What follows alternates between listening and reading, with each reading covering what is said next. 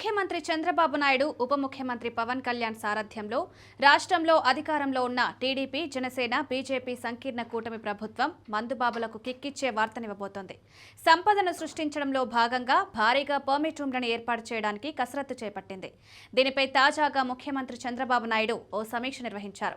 రాష్ట్రంలో పెద్ద ఎత్తున మద్యం షాపుల వద్ద పర్మిట్ రూమ్లను నెలకొల్పడానికి గల సాధ్యాసాధ్యాలపై అధ్యయనం చేయాలని అధికారులను ఆదేశించారు. దీనికోసం ప్రత్యేకంగా ఓ అధ్యయన కమిటీని నియమించాలని సూచించారు. రాష్ట్రంలో ప్రస్తుతం ఉన్న అన్ని లిక్కర్ షాపుల వద్ద మద్యాన్ని సేవించడానికి అధికారికంగా పర్మిట్ రూమ్లకు అనుమతులను ఇవ్వడం వల్ల వచ్చే ఆదాయం, వాటి లైసెన్స్ ఫీజులపై ఈ కమిటీ అధ్యయనం చేసే అవకాశాలున్నాయి. పర్మిట్ రూమ్లకు అనుమతులు ఇవ్వడం వల్ల సంభవించే పరిణామాలపైన ఈ కమిటీ స్టడీ చేయవచ్చని తెలుస్తోంది. ఎన్నికల సమయంలో ఇచ్చిన హామీ మేరకు టీడీపీ కూటమి రాష్ట్రంలో బ్రాండెడ్ మద్యాన్ని అందుబాటులోకి తీసుకొచ్చిన విషయం తెలిసిందే. ఫలితంగా 99 రూపాయలకే క్వార్టర్ బాటిల్ లభిస్తోంది. దీనివల్ల 2024-25 ఆర్థిక సంవత్సరంలో దాదాపుగా 28,000 కోట్ల రూపాయల ఆదాయం ప్రభుత్వానికి సమకూరింది.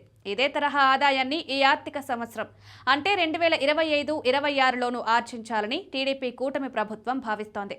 దీనికి అవసరమైన కసరత్తు చేపట్టింది. ఇందులో భాగంగా మద్యం దుకాణాల వద్దే పర్మిట్ రూమ్లను ఏర్పాటు చేయడానికి చర్యలు తీసుకుంది. గతంలో సంవత్సరానికి 7.5 నుంచి 5 లక్షల రూపాయల వరకు లైసెన్స్ ఫీజు ఉండేలా పర్మిట్ రూమ్ల ఏర్పాటు చేసింది ప్రభుత్వం.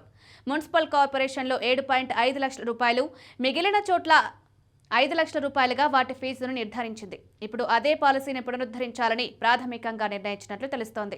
ప్రస్తుతం రాష్ట్రంలో 3,736 మద్యం షాపులున్నాయి. పర్మిట్ రూమ్ల నిర్వహణకు అనుమతులిస్తే లైసెన్స్లో ఫీజుల రూపంలో 200 కోట్ల రూపాయల వరకు అదనపు ఆదాయం వస్తుందని ప్రభుత్వం అంచనా వేస్తోంది.